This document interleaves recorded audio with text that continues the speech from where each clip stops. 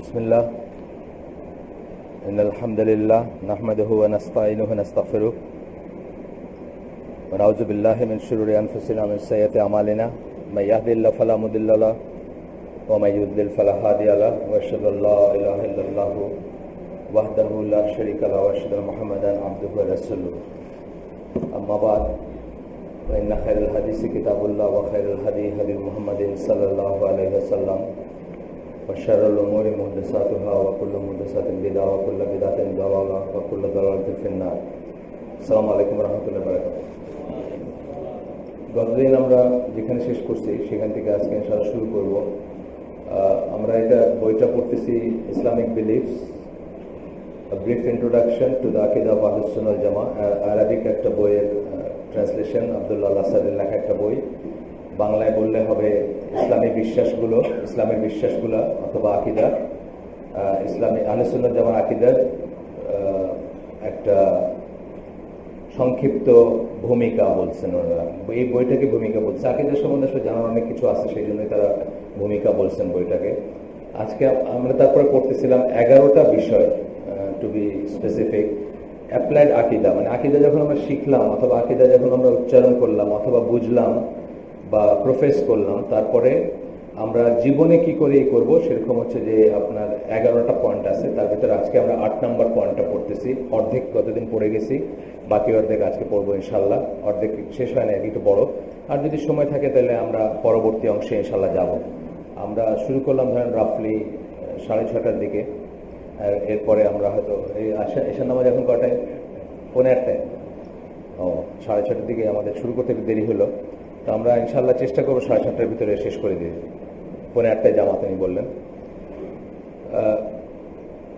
আপনার এই আজকে যেটা পড়তেছিলাম 8 নম্বর, এগুলো আমি বলছিলাম যে এগুলো অ্যাপ্লাইড, কি করে অ্যাপ্লাই করবেন, আকিদা শেখার পরে সেই আকিদাগুলো কি এবং কি করে অ্যাপ্লাই করবেন। এবং এগুলো পড়তে গিয়ে আমরা দেখবো যে ছোট ছোট পয়েন্টে সারা দুনিয়ার থেকে আহলে সুন্নাত জামার এটা আলাদা হয়ে যাবে। আমরা বলছি যে আহলে সুন্নাত জামা বলতে কি বোঝায়, এইখানে এই বইটা বা এই অংশটুকু শুরু করার আগে আমরা বলছিলাম, ডেফিনেশনটা দিয়েছিলাম যে আল্লাহ রসুল এবং তার সাহাবীদের পথের উপর যারা আছেন তাদেরকে আমরা আহলে সুন্নাত জামা বলবো। আহলে সুন্নাত জামা বলতে এটা আলাদা সওয়াবের কোনো ব্যাপার না এটা উচ্চারণ করার ভিতরে, কিন্তু এটা একটা জেনারিক সেন্সে ব্যবহার করা হয়।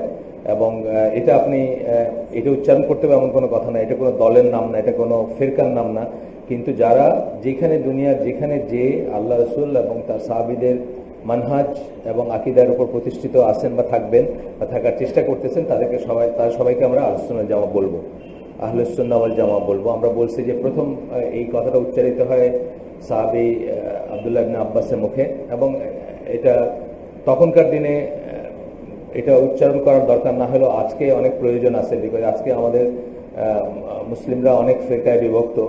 আপনি কোন পদ্ধতির উপর আছেন এটার উপর আলবানির একটা পেপার আছে, শাইখ আলবানির একটা পেপার আছে যে কেন এটা প্রয়োজনীয়, যে এটা বলা প্রয়োজনীয় যে আমি আহলে সুন্নাত জামার আকিদা এবং মানহাজ ফলো করি বা তার উপর প্রতিষ্ঠিত, এটা বলার একটা দরকার আছে।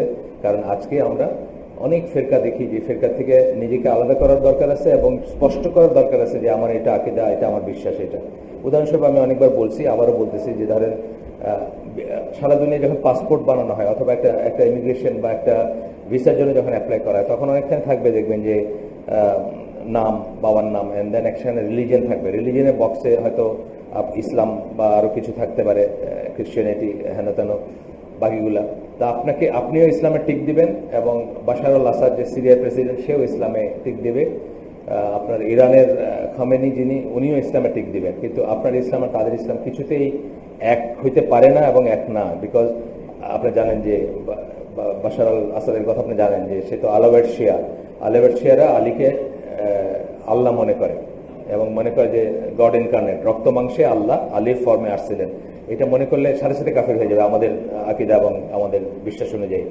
তো এই জন্যই আজকে এটা প্রয়োজন যে এই কথাটা বারবার আসবে, বারবার বলবো, অনেক সময় কানে লাগে যে এটা কেন বারবার বলা হচ্ছে। বলার কারণ হচ্ছে এটা যে আপনি ক্লিয়ারলি ডিফাইন করেন যে আমি আর কারোর সাথে নাই, আর কোনো দল গোষ্ঠী ফেরকার সাথে নাই, আমি আল্লাহ রসুল এবং তার সাহাবীরা যার উপর ছিলেন তার উপর নিজেকে প্রতিষ্ঠা করার চেষ্টা করতেছি। এবং সেটা আল্লাহ রসুল অনেক কটা হাদিসে, সাল্লাল্লাহু আলাইহি ওয়াসাল্লামের অনেক কটা হাদিসে আসছে, আমরা এখানে বলছি যে ওগুলোর সামারি হচ্ছে এটা যে 72-73 ফেকার হাদিস, তারপরে স্ট্রেট লাইন টেনে বলার হাদিস, এইগুলো যদি আপনি একসাথে ধরেন তাহলে একটাই দাঁড়ায় যে তখনকার সময় সেটাকে জামাতুল মুসলিমিন বললে ঠিক ছিল, তখনকার সময় আল জামাত বলছেন রাসূলুল্লাহ, সেটা ঠিক ছিল, তখনকার সময় আমি এবং আমার সাহাবীরা যে পথের উপর আছেন বলছেন এটা ঠিক ছিল। কিন্তু এখন আর সেই আল জামাতের কনসেপ্টটা নাই, মানে সারা বিশ্বের শুদ্ধ মুসলিমদের একটাই মাত্র জামাত আছে, এই কনসেপ্টটা এখন নাই। আবার যদি কোনোদিন হয় আবার আমরা আল জামাত বলবো, আবার যদি সব মুসলিমরা মুসলিম বলতেই যদি এটা বোঝায় তাহলে আমরা সেটা বলতে পারি বা যে কোনো নামে ডিফেন্ড করতে পারি। কিন্তু এই এত কথা বলার পিছনে একটাই কারণ যে আমরা প্রকারান্তরে আমরা কি বলতেছি যে আল্লাহ রাসূল যা বলে গেছেন আমরা সেটাকেই ইয়ার্ডস্টিক ধরবো, সেটাকেই ক্রাইটেরিয়া ধরতেছি। আর কে কি বলেন আমাদের আসে দেন, আমরা ঘুরে ফিরে আবার ওই রাস্তার উপর নিজেদেরকে নিয়ে আসবো যদি আমরা ডিবেটেড হয়ে থাকি। আমাদের দেশে যেমন আমরা অনেক ডিবেটেড হয়ে গেছি, বা অনেক পাকিস্তানে বা ইন্ডিয়ায় অনেকখানে হয়েছে, সারা দুনিয়াতেই হয়েছে। কিন্তু যখনই আমরা জানবো যে রাসূল এটা বলছেন, এটা করতে বলছেন, বাকিরা কি বললো তাতে ম্যাটার করে না, আবার আমরা নিজেদেরকে পথের উপর ফিরে নিয়ে আসবো। এইটাই হচ্ছে আহলে সুন্নাত জামার মিনিংটা যখন আমরা এই কথাটা বলি, যারা রাসূল সাল্লাল্লাহু আলাইহি ওয়াসাল্লাম এবং তার সাহাবীদের পথের উপর আছেন। আজকের সাবজেক্টটা অর্ধেক আমরা কভার করছিলাম গতদিন, সেটা ছিল যে obligation two ওবে Muslim leaders with regard to that which is right and proper. আমাদের উপর একটা ওয়াজিবাত আছে, আমাদের জন্য কম্পালসারি এটা যে আমরা মুসলিম লিডার, মুসলিমদের যে শাসক বা লিডার বা নেতা, তাকে মান্য করব যতক্ষণ তার অর্ডারটা হবে মানে রাইট অ্যান্ড প্রপার, ঠিক এবং শুদ্ধ জিনিসের অর্ডার হবে। আমরা আপনাকে বলছিলাম গতদিন, বলছিলাম যে তিউনিসিয়ার প্রেসিডেন্ট হাবিব বরগুইবা, সে ন্যাশনালিস্ট ছিল একসময়, সে মানে শয়তানের অনেক রকমের, ওই যে আল্লাহ রাসূল বলেই গেছেন যে বাকি এই একটা স্ট্রেট লাইন আর বাকিগুলোর উপর, বাঁকা লাইনগুলোর উপর একটা করে শয়তান থাকে, সেদিকে ডাকে। তো সে বলতেছিল ন্যাশনাল টিভিতে তাদের যে দেশ গড়া হলো জিহাদ, আর জিহাদের সময় এক্সামশন আছে, রোজা না রাখলেও চলে। তো আমরা এখন দেশ গড়ার সংগ্রামে আছি সবাই, তা আপনারা রোজা রাখলে উইক হয়ে যাবেন, ঠিক মতো কাজ করতে পারবেন না। এই দেখেন আমি টেলিভিশনে সে শরবত খাইলো প্রথমে, আমি আপনাদের প্রথম যিনি এই জিহাদে লিড দিচ্ছি, আপনারা সবাই রোজা ভাঙেন এবং ফ্যাক্টরি ইন্ডাস্ট্রিতে পূর্ণ উদ্যমে কাজ করতে থাকেন। এই অর্ডার মানার কোনো অব্লিগেশন নাই আমাদের। হ্যাঁ, এটা মুসলিম লিডার, মুসলিমদের লিডার ছিল সে, কিন্তু সকল ডাকে, কিন্তু এটা মানার কোনো অব্লিগেশন আমাদের নেই। যাই হোক, আমরা ফিরে আসি, টেক্সটে ফিরে আসি। প্রায় শেষ করতে না, প্রায় শেষ করে ফেলছি আমরা। পরটা চলে যাবো আজকে, যদি শেষ করতে পারি পরটা চলে যাবো ইনশাল্লাহ। এখানে একটা হাদিস আসতেছে, a Muslim is obliged to hear and obey his ruler whether he likes it or not. বুখারীর হাদিস এটা। মুসলিম বাধ্য, obliged বাধ্য, তার উপর ফরজ বা তার উপর ওয়াজিব, to hear and obey his ruler, তার যে শাসক তাকে তার কথা শুনবে এবং মানবে, whether he likes it or not, সে পছন্দ করুক বা না করুক। মানে শাসক আমাদের, ইসলামের ডেমোক্রেসির কনসেপ্টটা নাই। সবাই পছন্দের হইতে হইলে কি হইতে হবে? এই দেশে সবাই পছন্দের মানুষ কারা? সবাই পছন্দের হইলে কি হইতে হবে? ধরেন আপনার দোয়েল চত্বর বা কোনো একটা জায়গায় আব্দুর রাজ্জাক বিন ইউসুফ দাঁড়ায় বক্তৃতা দিতেছে আর মমতাজ গান গাইতেছে, বেশি মানুষ কোনটায় যাবে? অবভিয়াসলি মমতাজের এসে যাবে। তাহলে এটা কোনো সবাই পছন্দ করলো কি না করলো এটা ক্রাইটেরিয়া না ইসলামে, কখনোই ছিল না, এখনো না। মেজরিটি ক্রাইটেরিয়া না, সবাই পছন্দ করলো কি না করলো এটা ক্রাইটেরিয়া না, শুদ্ধ কিনা এটা ক্রাইটেরিয়া, আল্লাহ রাসূল এবং আল্লাহ রাসূলের সাহাবীদের পথের উপর আছে কিনা এইটা ক্রাইটেরিয়া। যাই হোক, আপনি পছন্দ করেন বা না করেন, এমনকি হইতে পারে সেই শাসকটা অত্যাচারী, যেমন হাজ্জাজ বিন ইউসুফ মদিনার ছিলেন, অত্যাচারী ছিলেন, বা অনেক মানুষকে জুলুম করছেন বা করছেন, ইয়েট কিন্তু আমাদের বড় বড় সাহাবীরা বা বড় বড় তাবেঈরা তার করছেন, তার বশ্যতা স্বীকার করছেন, তাই না? তারপরে বশ্যতা স্বীকার করছেন, তারা কিন্তু তার এগেইনস্টে বিদ্রোহ করেন নাই। অনেকে, মানে একজন দুজন হয়তো করছেন, কিন্তু জেনারেলি যাদের বুঝ ভালো তারা কিন্তু বিদ্রোহ করেনি। কারণ আল্লাহ রাসূল এই কথাগুলো বলে গেছেন যে এই সময়গুলো আসবে, তোমরা পছন্দ করবা না। তো এর আগের দিন পড়ছি, তোমাদের পিঠে যদি 2 ঘা লাগায়, তোমাদের সম্পদ নিয়ে নেয়, তাও দিয়ে দেয়, এটা তাদের রাইট, শাসকের রাইট এটা, যে তোমার সম্পদ নিয়ে নিতে পারে। বা তোমার পিঠে হয়তো 2 ঘা লাগাইছে, তুমি আল্লাহর কাছে তোমার রাইট চাও, আর তার রাইট তাকে দিয়ে দাও, মানে এই দুনিয়া তার রাইট আছে এটা করার। এই so long as he is not commanded to commit sin, যতক্ষণ আমাকে একজন সিটিজেনকে, একজন নাগরিককে পাপ করতে কমান্ড করা হচ্ছে না, ততক্ষণ তাকে মানতে হবে। তাহলে আমার পছন্দ হয় কি না হয় এটা কোনো ক্রাইটেরিয়া না। তার চেহারা পছন্দ হয় না, আমার তার কথা স্টাইল পছন্দ হয় না। আছে অনেক মানুষ আছে চেহারা দেখলে রাগ লাগে, আপনার হইতে পারে। If he is commanded to commit sin, then he should neither hear nor obey. কিন্তু যদি পাপের জন্য তাকে অর্ডার করা হয় তাহলে সে শুনবেও না, সে মানবেও না। এই বুখারীর হাদিস এটা। এরপরটা বুখারী এবং মুসলিম দুটোরই হাদিস। There is no obedience if it involves disobedience towards Allah. আল্লাহর অবাধ্যতায় কোনো বাধ্যতা নাই। এটা আগেও বলছি আমরা অনেকবার, এটা সবসময় মনে রাখবেন সারা জীবনের জন্য। এটা এই শাসক ফাসকের ব্যাপার না, যে কোনো জিনিসে। আমরা আগে বলছি কি যে পৃথিবীতে সবচেয়ে আল্লাহ নির্ধারিত সবচেয়ে কঠিন বাধ্যতা বা আনুগত্য কার? শাসক কিন্তু নেক্সট আল্লাহর ইন এ সেন্স শাসক কি আল্লাহ রিপ্রেজেন্টেটিভ, কিন্তু মুসলিম শাসকদের তার কিন্তু সাংঘাতিক পাওয়ার, কিন্তু সেই শাসকের আনুগত্য নাই যদি সে আল্লাহ বিরুদ্ধে কিছু বলে। নেক্সট হচ্ছে বাবা মার কিন্তু সাংঘাতিক একটা অবস্থান পার্সোনাল লেভেলে, এমন একটা অবস্থান আল্লাহ তার ইবাদতের পরে শিরক করো না বা তাওহীদের কথা বলার পরপর বাবা মার কথা বলছেন। এটা একটা মিনিং আছে, এটা এমনি এমনি বলেন নাই। নেক্সট স্টেপে কি আর আল্লাহর পরে নেক্সট স্টেপে কি এটা বোঝাইতে অনেক জায়গায় বলছেন। বাপ মা কাফের হলেও তার সাথে মিসবিহেভ করতে না করছেন, অনেক অনেক অনেক কথা আছে। মানে মেজর সিনের ভিতরে এক নম্বরে কিন্তু ওই কবিরা গুনাহ বলতে গেলে স্কলাররা এক নম্বরে এটি দিয়ে শুরু করেন, বাবা মার অবাধ্যতা দিয়ে শুরু করেন। শিরকের পরে কবিরা গুনাহ যখন বর্ণনা করেন এটি দিয়ে শুরু করেন। সেইখানেও কোনো আনুগত্য নাই যদি তারা আপনাকে আল্লাহ বিরুদ্ধে কিছু করতে বলে। আর কি হাজব্যান্ডের যে আনুগত্যের কথা আসে, যেভাবে সুন্নায় আসছে, যেভাবে হাদিসে আসছে, আপনার মনে হবে যে আল্লাহ রাসূল নিজেও বলে গেছেন তার বিদায় হজের এসে যে মেয়েরা তোমাদের ক্যাপটিভের মতো, ক্যাপটিভ মানে বন্দী কৃতদাসীর মতো, তাদের প্রতি কাইন্ড হইতে বলছেন। কেন? একটা মেয়ে তার হাজবেন্ডের অনুমতি ছাড়া ঘরের বাইরে যেতে পারে না এবং কাউকে ঘরে ঢুকতে দিতে পারে না। এটা কিন্তু খুব বড় একটা ব্যাপার, তাই না? তার অলমোস্ট কোনো এই ব্যাপারে কোনো ইচ্ছাই নেই, তথাপি কিন্তু কোনো আনুগত্য নাই যদি সেই হাজবেন্ড তাকে আল্লাহ বিরুদ্ধে কিছু করতে বলে। তাহলে বুঝতে হবে যে খুব বড় একটা ক্রাইটেরিয়া এটা। যে কোনো জায়গায় যে কোনো আনুগত্য, আমরা তো মানে রাস্তায় ঘাটে ঘরে বাইরে সবসময় মানুষের আনুগত্য করে যাচ্ছে আল্লাহর বিরুদ্ধে গিয়ে, কিন্তু আল্লাহ রসুল বলতেছেন বুখারী এবং মুসলিমের হাদিসে কোনো আনুগত্য নাই। there is no obedience if it involves disobedience towards Allah. আল্লাহর প্রতি অবাধ্যতার জন্য কোনো ব্যাপার হয় তাহলে কোনোই নাই, কোনো আনুগত্য নাই। rather obedience is with regard to that which is right and proper. obedience বা মানা আনুগত্যের প্রশ্ন কখন আসবে? যখন সেটা ঠিক হবে এবং প্রপার হবে। কোন ক্রাইটেরিয়া ঠিক? আল্লাহ এবং রাসূলের ক্রাইটেরিয়া ঠিক, দুনিয়ার ক্রাইটেরিয়া নেই। এখনকার দুনিয়ার ক্রাইটেরিয়া অনেক কিছু ঠিক হতে পারে। এই যে রাস্তায় যাইতে যেতে আল্লাহ আমাকে একটা গাড়ি দিয়েছেন, আমি আল্লাহর কাছে অনেক শুকরিয়া করি যে আমার কাজটা উঠানো থাকে। এই যে আপনাদের এদিকে আছে কিনা উৎপাদ জানি না, আমি গ্রিন রোডের কথা বলতেছি। হিজড়া পুরুষরা অস্বস্তি ফিল করে, মেয়েরা অস্বস্তি ফিল করে, গায়ে হাতে গেছে সে মেয়েও না, বুঝছেন না ব্যাপার? দুই দলেরই কিন্তু অস্বস্তি। সে যখন একটা গায়ে হাতে দিচ্ছে, হাতায় সে ব্ল্যাকমেল করে টাকা পয়সা চাইতেছে, কোনো বিচার নাই, দেখার কেউ নাই, কমপ্লেন করে কোনো জায়গা নেই, বুঝছেন না ব্যাপারটা? তো এটা রাইট না, এটা প্রপার না, এটা রাইট না, এটা প্রপার না, এটা দেখার কেউ নেই। এটা যদি কেউ বলে যে এটা এইটা নিয়ে যদি আপনি কথা বলেন যে তৃতীয় লিঙ্গের অধিকার নিয়ে, যে তাদের অধিকার আছে আপনার গায়ে হাতানোর, সরি, আমার কোনো আনুগত্য নাই আপনার প্রতি। আমি বাধ্য হইতে পারি শুনতে, সেটা অন্য জিনিস, কিন্তু আমার কোনো আনুগত্য থাকতে পারে না, পারে না। এটা আল্লাহ বিরুদ্ধ কথা। রাস্তার উপরে আপনার নিগৃহীত করতেছে, আপনাদের চান্দা নিতেছে। আচ্ছা, the ruler has to fear Allah with regard to the people under his rule. শাসকের রেসপন্সিবিলিটি অনেক বেশি, তাকে আল্লাহকে ভয় করতে হবে। যেই জন্য সাহাবীদের সুন্নাহর সাথে আমাদের সুন্নাহ একটা তফাৎ হলো, আমরা সব লিডার হইতে আগায় যাই, নিজের নমিনেশন নিজে সাবমিট করি। এটা কিন্তু খুব ইসলাম বিরুদ্ধে একটা জিনিস। নিজের ইসলামী ব্যবস্থায় কোনো লোক বলবে না যে আমার এই পদটা দেন, দিলে তাকে দেওয়া হবে না। এটুকু সিম্পল কথা। আমার দেশে কি সব ঢোল ঢোল বাজায় ব্যান্ড পার্টি নিয়ে নিজের নমিনেশন নিজেই করতে যায় না? ওই যে লেখে অমুক ভাইয়ের চরিত্র ফুলের মতো পবিত্র, লেখে তো সে নিজে মানুষের পয়সা দিয়ে করে এটা লাগে টানাই দিবে এখানে, তাই না? এটা একদম ইসলাম বিরুদ্ধে একটা জিনিস। কারণ কি? আল্লাহকে ভয় করতে পারেন। আল্লাহর ভয়ে দেখা গেছে যে ওই সময়কার সাহাবীদের সময়, তাবেদের সময় সাধলেও কেউ পাওয়ার নিতে চাইতো না, সাধলেও কেউ পজিশন নিতে চাইতো না।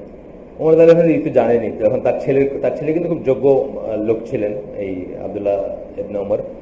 কিন্তু ওমর রাদিয়াল্লাহু আনহু কি বলছেন যে এক ফ্যামিলিতে একজন বার্ডেন নিচ্ছে, এটাই বেশি, আর বোঝা বাড়ায় লাভ নাই।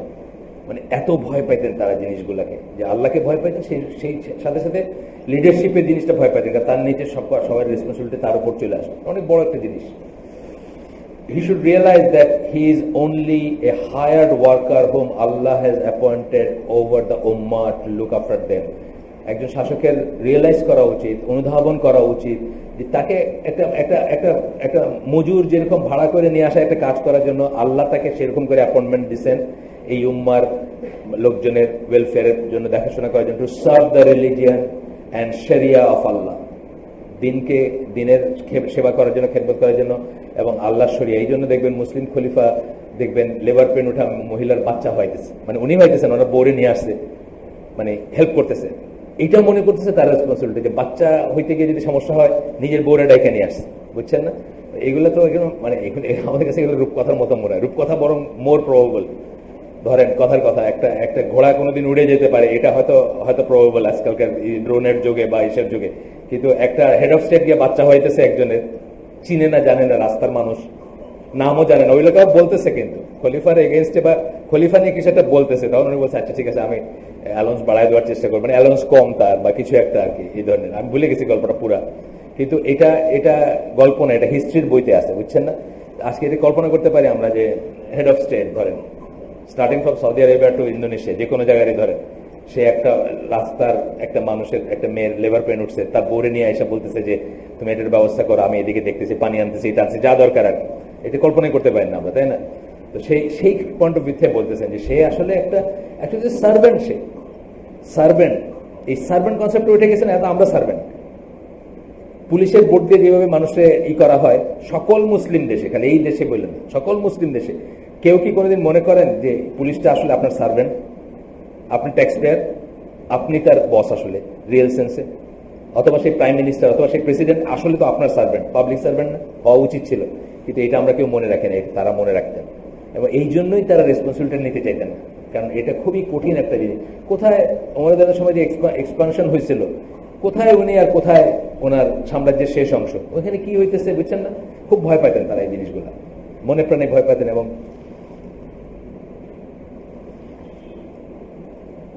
আপনি দেখেন কি জামান লাগানো আছে না? জামান নাই তো আজকে, না?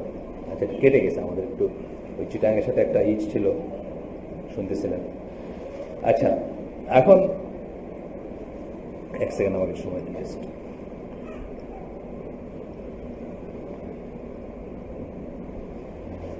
তো আল্লাহ তাকে উম্মার লুক আফটার এবং সার্ভ করার জন্য করছেন, to carry out hard punishment on common folk and the elite যারা তাদের উপরে, মানে আরো কি রেসপন্সিবিলিটি যে হদ পানিশমেন্ট যেগুলা, যেগুলা হদের যে শাস্তিগুলা সাধারণ মানুষের উপর এবং যারা ঐশ্বর্যশালী সবার উপর একই রকম ভাবে এনশিওর করবেন যে সবাই। আপনার ওই বক্তৃতা শুনছেন নাকি আমি জানি না, একদিন পড়বো এখানে। আবু বকর রাদিয়াল্লাহু আনহু যখন খলিফা নির্বাচন করা হলো তখন উনি একটা বক্তৃতা দিয়েছিলেন 60 সেকেন্ড বেশি হইলে, মানে পৃথিবীর সবচেয়ে ছোট বক্তৃতার একটা, অথচ এরকম কোন বক্তৃতা কোনো রাষ্ট্রনায়ক কোনোদিন দেয় না। ওইখানে ছিল যে তোমাদের ভিতরে যারা দুর্বল তারা আমার কাছে সবচেয়ে শক্তিশালী, মানে আমার আন্ডারে তারা সবচেয়ে শক্তিশালী, যতক্ষণ না আমি তাদেরকে তাদের রাইট গুলা নিয়ে দিচ্ছি। আর যারা ধনী বা যারা শক্তিশালী তারা আমার এখানে দুর্বল, যতক্ষণ অন্যের পাওনাটা আমি তাদের কাছ থেকে আদায় করে না দিচ্ছি, এই ধরনের কথা আর কি। তো এই ব্যাপারটা যেমন যে হদ পানিশমেন্ট যেটাকে বলি, হুদুদ একই রকম হবে। রাসূল সাল্লাল্লাহু আলাইহি ওয়াসাল্লাম যেরকম বলছেন আমার মেয়ে ফাতেমা যদি চুরি করতো তাইলেও সেম শাস্তি হতো, ওই রকম বলবে শাসক, মানে এত রেসপন্সিবিলিটি তার উপরে। আচ্ছা, the ruler must be strong and not let the criticism of anyone affect him. এটা খুব ইম্পর্টেন্ট কথা। লোকে কি বললো, পপুলারিটি যেটা, কোন দিক দিয়ে ভোট কমে গেল, এইটা ইসলামের শাসক কোনোদিন কেয়ার করবে না। সে স্ট্রং হবে, মানুষ তাকে কি বললো এটা তার আসবে না, আল্লাহর সামনে সে কি সেটা তার আসবে। আমরা একটা কথা এখানে বলছি বা এই মজলিসে আগেও বলছি যে আপনি মানুষ আপনাকে কি ভাবলো এটা যতদিন আপনি বাদ দিতে না পারবেন, আল্লাহ আপনাকে মানুষের মুখাপেক্ষী রাখবেন। আল্লাহ কি ভাবলেন আপনাকে প্রত্যেকটা কাজে, এইটা আপনার ভাবা উচিত, রাদার দেন মানুষ কি ভাবলো।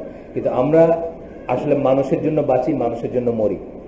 আপনাদের যার যার ড্রয়িং রুমে আজকে ঢুকে গিয়ে দেখেন, ড্রয়িং রুমে যত জিনিস আছে অলমোস্ট কিছুই কিন্তু আপনার জন্য না, মানুষের জন্য। মানুষে এসে সুন্দর বলবে, মানুষে এসে আরাম করে বসবে, মানুষে দেখে ইমপ্রেসড হবে, মানুষ ভাববে আপনি মিলিয়নিয়ার বা রাইস আপনি। এই উদ্দেশ্য নিয়ে বাংলাদেশের ড্রয়িং রুমগুলো সাজানো হয়, ঠিক না? কার্পেট বলেন, এটা বলেন, সব বলেন। আল্লাহ কি ভাবছেন এটা একবারও নাই, কিন্তু আপনি আসলে অন্যের জন্য বাঁচেন। আমার দেশে মানুষদের মাঝে মাঝে নিজের জন্য, দুনিয়াটাও নিজের জন্য করে না, দুনিয়াটাও অন্যের জন্য করে। লোকে কি বললো, আমাদের গ্রামে এক লোক ছিল, ওই চায়ের দোকানে বসে থাকতো, যে পরিচিত কেউ আসলে তার সাথে এক কাপ চা খাবে, গ্রামে এটা হয়, বুঝছেন না? কি ভাই ভালো আছেন? না বলছেন কি খাবে নাকি চা খাব? আচ্ছা, তারও এক কাপ দিলেন।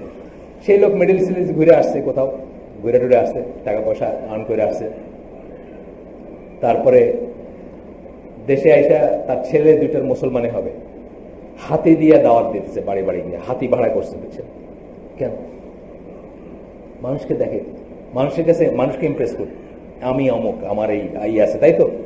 কিন্তু মানুষে কি ভাববে এটা দিলে আল্লাহ আপনাকে মানুষের মুখাপেক্ষি করে রাখবেন, মানুষের ভাবনার মুখাপেক্ষি আপনার জীবনই যাবে ওই পথে। আমার কত আছে যে ইবাদত করতে পারি না, আর্নিং মানি এন্ড অল, কেন? মানে জাস্ট টু ইমপ্রেস পিপুল, জাস্ট টু ইমপ্রেস আদার্স। অন্যের ভিতরে আমি একটু বড় কিছু হবো।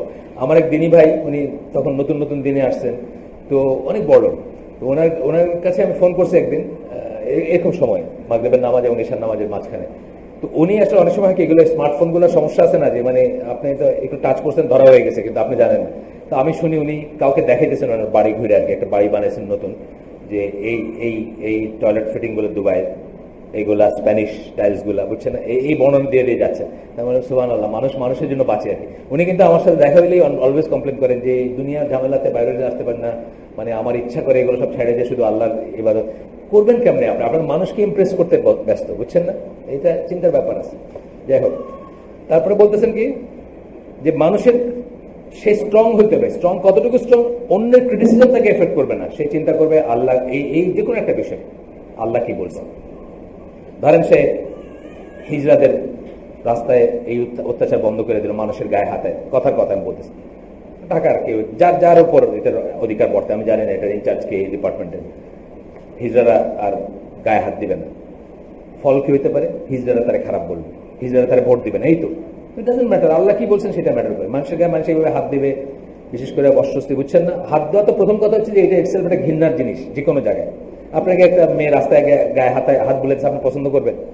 নেভার মাইন্ড আপনি কতটুকু মানে এজ এ মেল জেন্ডার আপনি মেয়েদের কতটুকু পছন্দ করেন, এটা একদম আলাদা একটা ব্যাপার। কিন্তু আপনার গায়ে এসে হাত দিয়ে ভিক্ষা চাইতেছে, এটা আপনার পছন্দ করবেন না। আদার ওয়ে রাউন্ড চিন্তা করেন, আপনার ওয়াইফ নিয়ে আপনি যাইতেছেন, তার গায়ে হাত বুলায় এসে ভিক্ষা চাইতে আপনি পছন্দ করবেন, বুঝছেন না? তো এইখানে যখন আপনি শক্ত হবেন, বন্ধ করবেন, ক্রিটিসিজম আসতে পারে, আপনাকে ভোট দিবেন, এটা হতে পারে, ডাজন্ট ম্যাটার। আল্লাহর সাথে আপনার হিসাব, রুলারের হিসাব বেসিক্যালি আল্লাহর সাথে, পপুলারিটির সাথে না। আমি যেটা বলতে চাচ্ছি বারবার, পপুলার হইতে গেলেই আপনি কম্প্রোমাইজ করবেন, মানুষের মুখের দিকে তাকে আপনি কথা বলবেন, কোনটা বললে মানুষে বেশি ভোট দেবে সেটা চিন্তা করবেন, ঠিক না? ব্যাপারটা এটাই হয় সবখানে। He must strive to protect the ummah, their religion, their blood, their wealth, their honor, their interest, their security. অনেক কথা বলে ফেলেন, কিন্তু এগুলো সব শরিয়ার মাকাসিদ, যেগুলো বলতেছেন মোরালিস্ট শরিয়ার মাকাসিদ। শরিয়া আসছে কেন? মানুষের মূলত পাঁচটা জিনিস, সেগুলোকে ভেঙে ভেঙে একটু বাড়ায় বলছেন ওনারা। পাঁচটা জিনিসের ভিতরে যেমন আপনার দিন, আপনার প্রাণ মানে নফস, আপনার সম্পদ, আপনার ইজ্জত, এরকম পাঁচটা ক্রাইটেরিয়া, পাঁচটা প্রিন্সিপালকে টিকায় রাখতে, বাঁচায় রাখতে, নার্চার করতে শরিয়া আসছে। তো এখন এইগুলোই একজন শাসক প্রোটেক্ট করবেন। বলতেছেন he must try to protect কি? উম্মা, উম্মাকে রক্ষা করার চেষ্টা করবেন। এটা বলতেছে আল জামাত, মানে মুসলিম বিশ্বের যদি একজন খলিফা থাকেন বা থাকেন, দেশের বেলায় এটা প্রযোজ্য হবে। এটা নাই যখন, তখন দেশের বেলায় প্রযোজ্য হবে। বা গভর্নর হইলে ওইটার আন্ডারে যদি কোনো গভর্নর থাকতেন, একটা স্টেটের গভর্নর, তার বেলায় প্রযোজ্য হবে। শেষ পর্যন্ত গিয়ে ইউনিয়ন কাউন্সিলের চেয়ারম্যানের বেলায় প্রযোজ্য হবে না। যতটুক তার ক্রাইটেরিয়া, যতটুক তার পাওয়ারে আছে, ততটুকুর জন্য সে জবাবদিহি করবে। যেটা তার নাই সেটা তো তার ব্যাপার থাকবে না। কি বললেন? উম্মা, দেয়ার রিলিজিয়ান, দিন প্রোটেক্ট করবে, দেয়ার ব্লাড, তাদের রক্ত অর্থাৎ তাদের জীবন, নিরাপত্তা, দেয়ার ওয়েলথ, তাদের সম্পদ, তাদের অনার, সম্মান। খুব বড় কথা। একজন মহিলার চিঠির জন্য মোহাম্মদ বিন কাসেম ইসে আসছিলেন, পাকিস্তানে সিন্ধে আসছিলেন। একজন মহিলা শুধু লিখছিল যে সে অত্যাচারিত। এরকম ছিল ইসলামের হেরিটেজ আগে। এখন আমরা রাস্তা দিয়ে হাইটে গেলে ছিনতাইকারী ব্যাগ নিয়ে দৌড় মারতেছে, তাগলা জোয়ান ছেলে, তাকে আবার মুখটা করে নেবে, আমার কি আছে, আমি কে লেগে ঝামেলার ভিতরে যাবো আর ছুরি খাবো? মানুষ এরকম হয়ে গেছে না? একটা লোক বেউটিক্স উল্টায় গেছে, হাইটে যাইতেছে, তাকে আবার হাঁটা দিল। এই জিনিস চলে গেছে। কিন্তু এরকম ছিল এক সময়। অনার কথাটা বলতে গিয়ে আমি এটা বললাম। একজন মহিলার চিঠিতে মোহাম্মদ বিন কাসেম সিন্ধু জয় করতে আসছিলেন এবং জয় করছিলেন। দেয়ার ইন্টারেস্ট, কোনটাতে উম্মারি আছে, কোনটাতে কল্যাণ আছে, কোনটাতে আমরা আগে আপনাদের বলছি, এটা আমরা কোনো একদিন পড়বো এখানে পেপারটা, যে আমরা অনেক সময় ডেভেলপমেন্ট উন্নতি বলে লাফাই। মুসলিমরা বা যারা ফেথফুল, যারা ফেথ বেস সিভিলাইজেশন, তারা যে কোনো কিছু দেখেই লাভ হবে না। তারা চিন্তা করবে যে তাদের একটা হচ্ছে ভ্যালু, ভ্যালু মানে কি মূল্যবোধ, আর একটা হচ্ছে গোল, উদ্দেশ্য কি। এই দুইটার সাথে না মিললে কোনো ডেভেলপমেন্ট, তার ডেভেলপমেন্ট বলবে না, কাউন্টার ডেভেলপমেন্ট বলবে। তাদের মূল্যবোধ কি? চুরি করবা না, পর্দা, পর্দা বলেন, প্রমিসকিউটি না, ব্যভিচার না, চুরি না, এগুলো তো তাদের মূল্যবোধ, ভ্যালিউজ। আর গোল কি? আল্লাহর জমিনে আল্লাহর কথা সুপ্রিম থাকবে, এটা হচ্ছে গোল। এই দুইটার সাথে যদি না যায় সে ডেভেলপমেন্ট না, তাদের জন্য কাউন্টার ডেভেলপমেন্ট। সুতরাং আমাদের এই সারা বাংলাদেশ এখন বড় একটা দর্জিখানায় পরিণত হয়েছে, বড় গার্মেন্টস ইন্ডাস্ট্রি সারা বাংলাদেশ। এনিওয়ের আপনি যান, কোনো জায়গায়, আমি তো কোনো জায়গা বাদ দিই না, এইখান থেকে ময়মনসিংহ পর্যন্ত রাস্তার সব জায়গায় এসে গেলাম আমি একদিন সাফারি পার্কে, ওইখানেও গার্মেন্টস। গার্মেন্টস থেকে কোনো নেই, সারা দেশটা একটা গার্মেন্টস ইন্ডাস্ট্রিতে পরিণত হয়েছে। ডেভেলপমেন্ট না কাউন্টার ডেভেলপমেন্ট? Counter development. কারণ ইসলামী জীবন ব্যবস্থা ভেঙে পড়তেছে, ইসলামী মূল্যবোধের এগেন্সে যাচ্ছে। মেয়েরা ঘর থেকে বাইরে হয়ে আর ঘরে ফিরে আসতেছে না, তারা আর কোনোদিন বউ হবে না, কোনোদিন মা হবে না, বুঝছেন না? স্ত্রী হবে না, মা হবে না, ঘর করবে না। তারা কাঁচা পয়সার পিছনে দৌড়াইতেছে, তারা লিভ টুগেদার করতেছে, তারা জালক সন্তান জন্ম দিচ্ছে, and so on, on on on on. এটা কোনোদিন আমাদের ডেভেলপমেন্ট হতে পারে না। আর এই পথ দেয়া কি হইতেছে? আপনার ইসলামী ভ্যালুজ বা স্ট্রাকচারগুলো ভেঙে পড়তেছে। ওই ওই উদ্দেশ্যটা যেটা, যে আল্লাহর জমিনে আল্লাহর কথাই সুপ্রিম থাকবে, প্রতিদিন আগের দিনের চেয়ে খারাপ হচ্ছে, ঠিক না? প্রতিদিন আগের দিনের চেয়ে খারাপ হচ্ছে। সুতরাং এটা আমাদের জন্য ডেভেলপমেন্ট না, কোনো মুসলিম এটাতে খুশি হতে পারে না, এটা কাউন্টার ডেভেলপমেন্ট। কিন্তু এই দুইটা রক্ষা করে যদি হইতো, ফ্যাক্টরি হোক, ইন্ডাস্ট্রি হোক, আমরা বলতাম সেটা ডেভেলপমেন্ট। এটা একজন ওয়েস্টার্ন লেখক, উনি ইকোনমিক্স, ওই কনভার্টেড মুসলিম, উনি বার্কলিতে পড়াশোনা করছেন ইকোনমিক্সের উপর। ওনার একটা লেখা আছে যে ডেভেলপমেন্ট মুসলমানদের জন্য, যেমন ধরেন একটা বলে যে কি বলে প্রোডাক্টিভ করাপশন বা প্রোডাক্টিভ কিকব্যাক বা এই ধরনের কথা আছে। মানে উদাহরণ দিচ্ছি আমি একটা, ধরেন আপনার একটা আসছে, একটু একটু বাইরের কথা, তারপরে আমরা শুনি একটু, যে আপনার ধরেন একটা মেশিনারি আসছে, চিটাগাঙ্গে এসে কাস্টমসে আটকে গেছে। এখন এটার রেড টেপ যে সমস্ত প্রসিডিউর আছে, এটা জাস্ট উদাহরণের কথা, আমি কাউকে যাই না বুঝে বলতেছি না। এখানে কাস্টমসের এক ভাই আছেন, আমার দিনী ভাই, উনি আমার মনে করেন আমি ওনার ডিপার্টমেন্টের কথা বলছেন না, আমি জেনে বলতেছি না, একদমই জেনে না, জাস্ট এটা আমার একটা গল্প আমি নিচ্ছি জাস্ট ইসের থেকে। এখন ধরেন কাস্টমসের ওইখানে আপনার এই মেশিনারি আটকায় থাকবে ফর অনেক অনেক প্রসিডিউর আছে, আটকায় থাকবে ফর ধরেন 1 মাস, নর্মাল প্রসিডিউর 1 মাস পরে ছুটবে এটা। আপনি হিসাব করে দেখলেন যে আপনার এখানে কোনাবাড়ি বা যেসব শফিপুরে আপনার এটা আয়সা যদি লাইগে যায়, তাহলে প্রত্যেক দিন ধরেন কথার কথা 1 লক্ষ টাকা প্রোডাকশন হবে। তাহলে আপনার লস কত হচ্ছে? 30 লক্ষ টাকা প্রোডাকশন লস হচ্ছে 1 মাস দেরি করলে। এখন ওইখানে যদি আপনি কাউকে 1 লাখ টাকা দেন, তাহলে 29 লাখ টাকা আপনি লাভ করতে পারেন। ওয়েস্টার্নাররা, কাফেররা বলবে যে এইটা খুবই স্মার্ট একটা মুভ, এবং এই ঘুষটা হচ্ছে প্রোডাক্টিভ ঘুষ, মানে প্রোডাকশনের পক্ষে ঘুষ, বুঝছেন না? ডেভেলপমেন্টের পক্ষে ঘুষ, উন্নতির পক্ষে ঘুষ। ইসলাম এটা 1 লক্ষ 30 কোটি টাকা হইলেও বলবে না যে এই ঘুষ জায়েজ, বুঝছেন না? এই ঘুষটা জায়েজ বা এটা খুব ভালো কাজ, এটা স্মার্ট একটা মুভ নিছে, খুব ভালো একটা কাজ করছে, কমার্শিয়ালি স্মার্ট মুভ, এটা কোনোদিন বলবে না। কেন বলবে না? ভ্যালুজের এগেনস্টে যায়, সেই জন্য এইটা ডেভেলপমেন্ট না। এই পদ্ধতিতে আমরা ডেভেলপমেন্ট চাই না। একই কথা, ওই এই সমস্ত কাজ যত করবেন আপনি কিন্তু আপনার মাকাসিদ থেকে সরে যাবেন। মানে আপনার যে গোল থাকা উচিত ছিল যে আল্লাহর কথা সুপ্রিম হবে, আমার ব্যক্তির লাইফে হবে, তারপর আমার পরিবারের লাইফে হবে, তারপরে আমার পাড়ায় বা মহল্লায় হবে, তারপরে আমার দেশে হবে, তারপর দুনিয়ায় হবে। আপনি অ্যাওয়ে ফ্রম ওইটা সরে যাবেন, ওইটা থেকে দূরে যাবেন যত এইসব করতে থাকবেন। সুতরাং আমরা এটাকে ডেভেলপমেন্ট বলবো না, আমরা ডেভেলপমেন্ট কি সেটা স্বচ্ছ মাথায় চিন্তা করব। এই দুইটা জিনিসকে, ভ্যালুজ এবং গোল, ইসলামের ভ্যালুজ এবং ইসলামের গোলকে যা কিছু আপহোল্ড করবে সেটি আমাদের জন্য ডেভেলপমেন্ট। সেটা হইতে পারে যে কখনো হইতে পারে যে পতিত জমি বড় লোকের 50 বিঘা পড়ে আসছে, একজন খলিফা এসে বললো যে না, এগুলো যারা ভূমিহীন আছে তাদের ভিতরে, এটাও একটা হইতে পারে, এই স্টেপটা হইতে পারে, বুঝছেন না? কিন্তু সেটা আমাদের মূল্যবোধ এবং আমাদের দেশের সাথে যাবে। আসেন তারপরে কি বলতেছেন, he should not take revenge for himself. আমাদের এখানে জায়েল ওই পাওয়ারে তেল দেখাবো। মানে ধরেন আমাদের কি হয়, একটা সময় আপনি আপনার বাইকে আসেন, বাড়িতে যেতে পারেন না, তারপরে আপনার পাওয়ারে আসেন, এইবার দেখা দেবো, তাই না? এটা কোনদিন হবে না। He should not take revenge for himself, নিজের জন্য কোনো প্রতিশোধ নেবেন না উনি। Rather his anger should be for the sake of Allah. বড় একটা কথা, তার রাগ হবে আল্লাহর জন্য। এটা কিন্তু ব্যক্তিগত জীবনে স্কলাররা বলেন যে বাচ্চাদেরকে আমরা অনেক সময় মারি, রাগের বশবর্তী হয়ে মারি। রাগের বশবর্তী হয়ে মারাটা একেবারে অ্যালাউড না। আপনি তাকে মারবেন ঠান্ডা মাথায় যদি প্রয়োজন হয়, তাকে শুধরানোর জন্য, তাকে আল্লাহর পথে নিয়ে আসার জন্য, কিন্তু আপনার রাগ ব্যান্ড করতে মারবেন, এটা ইসলামে জায়েজ না। এটা ইসলামে সব স্কলাররা বলেন যে এটা তখন আর আপনার পারমিসিবিলিটির ভিতরে থাকে না। তো বলতেছেন আপনার রাগটা হবে আল্লাহর জন্য, যে কোনো জায়গায় আপনার রাগটা হবে আল্লাহ। আপনার আলী রাদিয়াল্লাহু আনহুর গল্পটা সবাই জানেন, যে বুকের উপর চাইপে বসছেন, সেই শত্রুকে কাফেরকে মেরে ফেলবেন, তখন সে থুতু মারছে, মুখে থুতু ছুটাইছে, উনি তাকে ছেড়ে দিছে। সে জিজ্ঞেস করছে যে কি ব্যাপার, তুমি আমার মাল্লা না কেন, এইভাবে পায় মাল্লা না কেন? এই থুতু ছিটানোর আগের মোমেন্ট পর্যন্ত আমার সমস্ত কাজগুলো আল্লাহর জন্য ছিল, আল্লাহর উদ্দেশ্যে, আল্লাহর জন্য ছিল, কিন্তু যখন তুমি থুতু ছিটাইছো আমার রাগ উঠে গেছে, এখন আমি তোমাকে মারলে মার্ডার হয়ে যাবে, খুন হয়ে যাবে। এইটা একটা খুব ভালো একটা এক্সাম্পল, তাই না? আমাদের যত রাগ পার্সোনাল কিছু হবে না। এটা আমরা সব বলি যে জিহাদ এবং ডিভোর্স, এই দুইটা এসে দেখবেন যে আমাদের খালি ইমোশনই কাজ করে, বুঝছেন না? আমাদের মাথাটা কাজ করে না, আমাদের খালি ইমোশন কাজ করে, আমরা ঠান্ডা মাথায় চিন্তা করতে পারি না। কিন্তু এই দুইটা জিনিসই আপনি যদি ফিক পড়েন, অত্যন্ত ঠান্ডা মাথার জিনিস। ডিভোর্সটা অত্যন্ত ঠান্ডা মাথায় চিন্তা করার জিনিস, এটা রাগের কোনো ব্যাপার না, এটা ইমোশনের কোনো ব্যাপার না। কিন্তু আপনি দেখবেন আমাদের এই যারা আমাদের আলেমরা আছেন তাদের কাছে এভরিডে প্রশ্ন আসতেছে যে আমার ফের রাগারাগি হয়েছে, আমার কি যে হয়েছিল, আমি তো 3 কথা কয়ে ফেলেছি, এখন কি হবে? এখন উনি এটা ঘুরাইতেছেন কেমন করে, এটা জায়েজ করবে না, না এটা রাগের ব্যাপার না। আসেন রাসূল সাল্লাল্লাহু আলাইহি ওয়াসাল্লাম একটা হাদিস পড়বো আমরা, এটা মুসলিমের হাদিস। There is no person whom Allah appoints in charge of the people. এমন কোন মানুষ নাই যাকে আল্লাহ মানুষের উপরে শাসক হিসাবে তাকে দিলেন, এমপ্লয় করলেন, তাকে মনোনীত করলেন।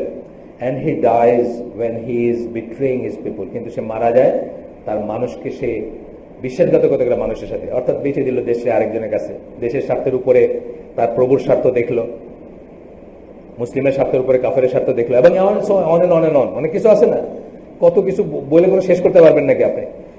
betraying his people but Allah will forbid paradise to him. শুনে রাখা উচিত আমাদের সবাই, যারা আগামীতে ইলেকশনে খাড়াইতে চাই, যারা চেয়ারম্যানও হইতে চাই, মানে প্রেসিডেন্ট আমরা হয়তো পসিবলি এখান থেকে প্রেসিডেন্ট ইলেকশন কোনদিন যাবে না, কিন্তু চেয়ারম্যানও তো যেতে পারে, কোনদিন পারে।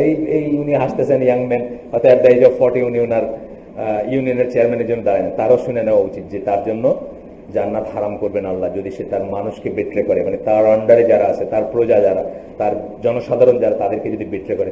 আমাদের পুরা মুসলিম উম্মার এখনকার দুনিয়ার হিস্ট্রি এটা না, নিজের মানুষকে বিট্রে করা, হিস্ট্রি নিজের মানুষকে বিট্রে করা।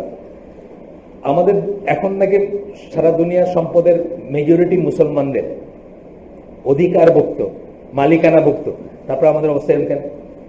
নিশ্চয়ই কোথাও বিট্রিয়াল আছে, তাই না? বিট্রিয়াল আছে দেখে এই অবস্থা, তার জন্য জান্নাত হারাম। এটা হচ্ছে মুসলিমের হাদিস।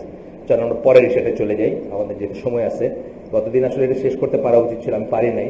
7:03 আরো একটু সময় আছে, আমরা এটা শুরু করে দিই ইনশাআল্লাহ।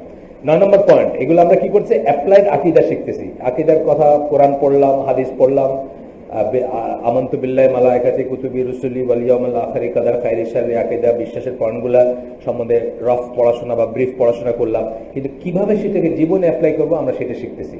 এখন হচ্ছে আহলুল বাইত এবং খলিফাদের সম্বন্ধে আমাদের কি দৃষ্টিভঙ্গি হওয়া উচিত, খুব ইম্পর্টেন্ট জিনিস। দুনিয়াটা এই লাইনে বিভক্ত না, দুনিয়াটা এই লাইনে বিভক্ত। 15 থেকে নিয়ে 18% মতান্তরে মুসলিম উম্মাহ যাদেরকে আমরা মনে করি বা দুনিয়া যাদেরকে মুসলিম জানে, তাদের 15 থেকে 18% কারা?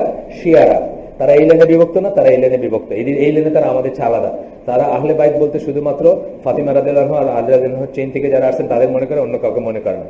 কিন্তু আমরা এখন দেখবো যে কোরআনের আয়াত আল্লাহ বলতেছেন, কোরআনের আয়াত আল্লাহ রাসূল সাল্লাল্লাহু আলাইহি ওয়াসাল্লামের ওয়াইফদেরকে আহলুল বাইত বলে সম্বোধন করতেছেন। তারা সেটার এগেইনস্টে যায়, জেনে যায় কি না জেনে যায় সেটা আমি জানি না, কিন্তু তারা সেটার এগেইনস্টে কথা বলে। সূরা আহজাবের 32-33 নম্বর আয়াতে আমরা যখন আসবো তখন দেখবো যে আল্লাহ তাদেরকে আহলুল বাইত বলেই করতেছেন, তাই না? আমরা প্রত্যেকটা কিন্তু এরকম রেফারেন্স থেকে দেখলাম। যেমন ঈমান বাড়ে কমে, এটার দলিল কি পেশ করলাম? কোরআনে একটা আয়াত পেশ করছেন, আপনারা ছিলেন তো না, যে সূরা আহজাবের 2-3 নম্বর আয়াত কি করলাম, যে বিশ্বাসী হচ্ছে কেবল তারাই আল্লাহর কথা, আল্লাহর নাম উচ্চারণ করলে যাদের ভয়ে অন্তরটা কেঁপে ওঠে, এবং আল্লাহর আয়াত শোনানো হলে যাদের ঈমান বেড়ে যায়। এইটাই একটা দলিল যে ইমান বাড়ে এবং কমে। আল্লাহ বলতেছেন ইমান বাড়ে, সুতরাং আমরা মনে করবো বাড়ে। এই যে অ্যাপ্লাইড আকীদা, এইটা পরেও কিন্তু আমরা অনেক সময় রিলেট করতে পারি না। আমরা মনে করি না লা ইলাহা ইল্লাল্লাহ একবার বলছি মানে আমার ইমান একদম কনস্ট্যান্ট আছে, আর কোনোদিন নষ্ট হবে না। এই ব্যাপারগুলো আর কি আমরা ক্লিয়ার করার চেষ্টা করবো। আহলে সুন্নাত ওয়াল জামার আকীদার একটা হলো is love for the companions of the messenger of Allah sallallahu alaihi wasallam। আল্লাহ রাসূল সাল্লাল্লাহু আলাইহি সাল্লামের সাহাবীদেরকে আমরা ভালোবাসবো, কখনোই গালি দিব না, তারা ভুলের ঊর্ধ্বে নয় এটা স্বীকার করেও তাদের সমালোচনা করব না, তাদেরকে ঘৃণা করব না, তাদেরকে গালি দিব না, তাদের ভিতরে গ্রুপিং করব না। শিয়ারা যেমন করে, 5 জন ছাড়া বাকি সবাইকে কাফের মনে করে। আপনারা তো জানেন কিনা জানি না, আমরা অনেকেই জানি না, জানি না বলে আমরা শিয়াদের সাথে আবার ইসলামিক বিপ্লব করতে হাত মিলাইতে যাই আর কি। 5 জন সাহাবী ছাড়া বাকি সব সাহাবীকে তারা কাফের মনে করে, সবাই কাফের হয়ে গেছে। বাংলাদেশে কিন্তু শিয়া অনেক হয়ে যাচ্ছে, জানেন তো, অনেক কনভার্টেড শিয়া আছে কিন্তু বাংলাদেশে। একদম ইসলামপন্থী দলের লিডারদের ছেলে মেয়ে এরকম আছে। শুনে ভালো লাগছে কথা, কত সুন্দর কথা। আমার মায়েরা ছোটবেলায় দেখতাম বিষাদ সিন্ধু পড়তো আর কাঁদতো। কোরআন পড়তো না, পুঁথি পড়তো। মায়েরা নানিরা কি, আসলে নানিরা মেনলি, নানিদের থেকে মায়েরাও এই অভ্যাসটা পাইছে, ছোটবেলায় শুনছে। পুঁথি পড়তো, পুঁথি পড়ে কাঁদতো, কোরআন পড়ে কাঁদতো না। আর মুসলিমরা কি করবে, কোরআন পড়ে কাঁদবে। আবু বকর রাদিয়াল্লাহু আনহুর গল্প তো জানেন, যখন এই যে উনাকে ইমাম বানাইতে চাইছে তখন আয়েশা রাদিয়াল্লাহু আনহা না করছেন, যে উনি তো মনটা খুব নরম, উনি কোরআন পড়লে খালি কাঁদতে থাকেন। মানে আয়েশা রাদিয়াল্লাহু আনহা চান নাই যে তার বাপ ওই পজিশনে যান আর কি, কারণ ওই যে আবার ওই ভয়টা, পজিশন গুলো খুব খুব খুব ডেলিকেট, খুব সেন্সিটিভ পজিশন, বুঝছেন না। তো উনি ডিসকারেজ করতেছিলেন কি, যে উনি তো এই পড়লে খালি কাঁদবেন, মানে কোরআনে পড়তে গেলেই কাঁদেন। আমরা কোরআন পড়ে কাঁদবো ইনশাল্লাহ, পুঁথি পড়ে বিশ্বাস সিন্ধু পড়ে কাঁদবো না, গপ্প পড়ে কাঁদবো না, নাটক দেখে কাঁদবো না। কান্না যদি সত্যিই আসে, বুঝে কোরআন পড়বো যখন, তখন আসবে, অটোমেটিক আসবে। এটাকে বইলে আসতে হয় না। আপনারা দেখবেন মসজিদুল হারামে যারা গেছেন, যারা ইসের সময় তারাবি কি বলে, ওই রমাদানের সময় তারাবিতে দেখছেন, আপনি দেখবেন যে মানে একটা আয়াত শেষ করতেই পারতেছেন না। বড় বড় ওনারা 30 বছর নামাজ পড়াইতেছেন, 20 বছর পড়াইতেছেন, 20 বছরে প্রত্যেকবার তারাবিতে পড়াইছেন, তারপরেও কিন্তু ওই জায়গায় আইসা উনি কাঁদতেছেন, কারণ মিনিং বুঝতেছেন, ভয় লাগতেছে, নিজের পরিণতির কথা চিন্তা করতেছেন, কাঁদতেছেন। এই বিশেষ সন্ধি পড়ে কান্দে কোনো লাভ নেই। আর বিশেষ সন্ধিতে আমরা এইসব গল্পগুলোতে সৌরভ এবং রস্তম, বাপের এগেন্সে ছেলের যুদ্ধ বইলেও কান্নাকাটি হয়। দুজনেই কাফের ছিল, কিন্তু এটা জানেও না সবাই জানেও না যে দুজনেই কাফের ছিল। মানে রিলিজিয়াস জিল নিয়ে এগুলো পড়তেছে আর কাঁদতেছে। যাই হোক, এখন বলতেছেন যে একটা কি, যে আমরা সব সাহাবীকে ভালোবাসবো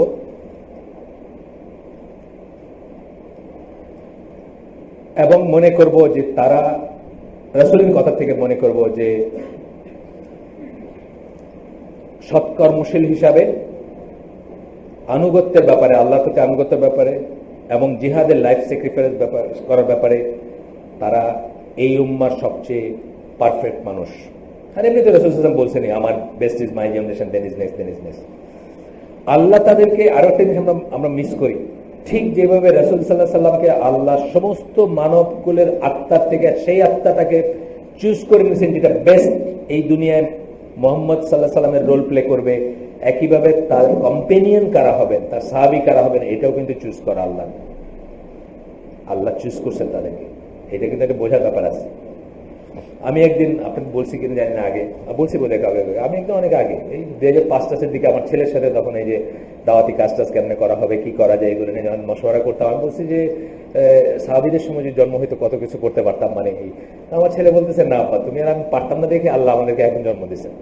বলে সে একটা ঘটনা বললো যে ওই যে যখন অবরোধে রাখা হয়েছিল তাদেরকে, জানেন তো একটা সময় অবরোধ করা হয়েছিল, কেউ তাদের সাথে কথা বলতো না, কেউ তাদেরকে কিছু বেচাবিক্রি করতো না।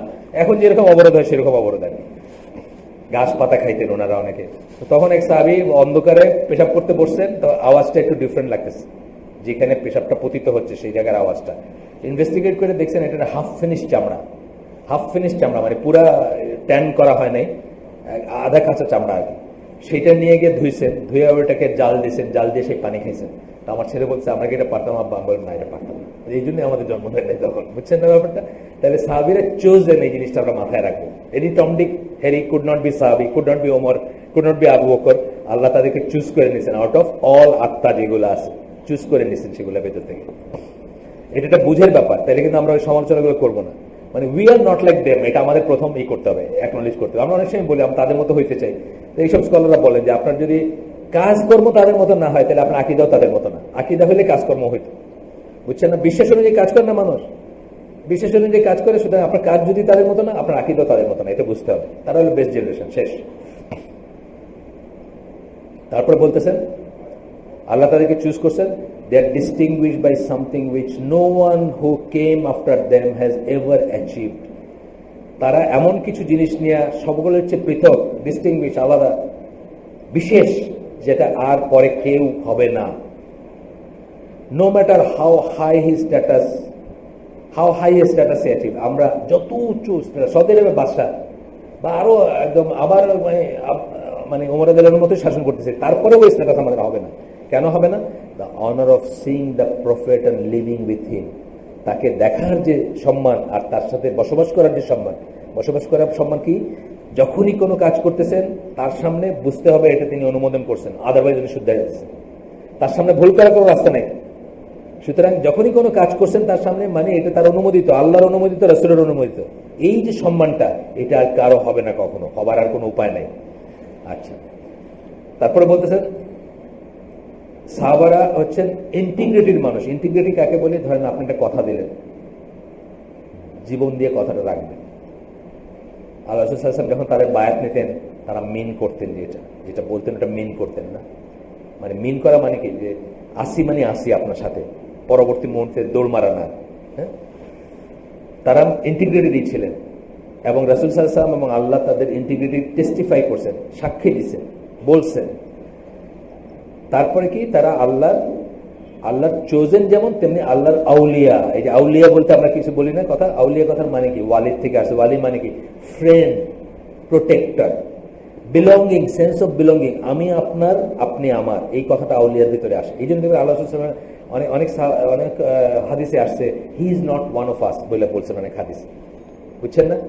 আউলিয়াত্ব অস্বীকার করছেন, যদি সে এই করে তাহলে সে আমাদের কেউ না, বলছেন না এরকম? সে মোহাম্মদের উম্মতের ভিতর না, বা আমার কেউ না, বা আমার তার সাথে কোনো সম্পর্ক নাই। এই যে সেন্স অফ বিলঙ্গিংটা কেটে দিচ্ছেন কতগুলা জিনিস বলে, যে এরকম হইলে কিন্তু না।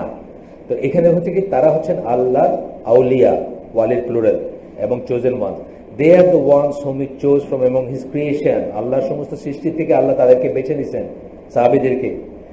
and they are the best of this ummah after its prophet sallallahu alaihi wasallam, রাসূলের পরেই তারা এই উম্মাহ সবচেয়ে ভালো মানুষের মানে কালেকশন।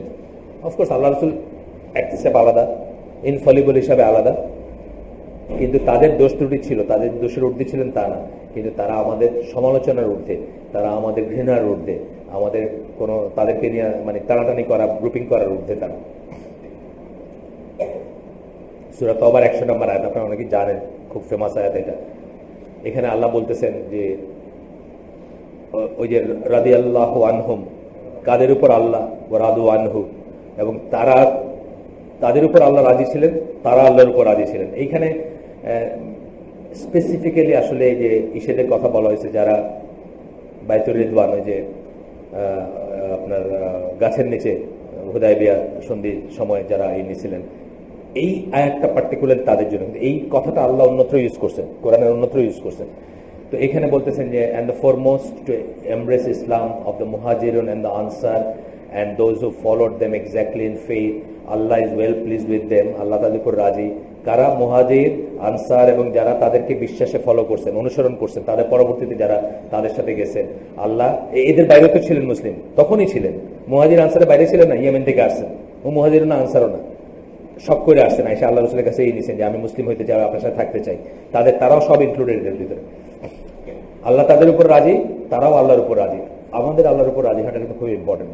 আমরা কিন্তু রাজি হতে পারি না, রাজি হতে পারি না। 5 মিনিটের জন্য কারেন্ট গেলে গালিগালাজ শুরু করে দিই।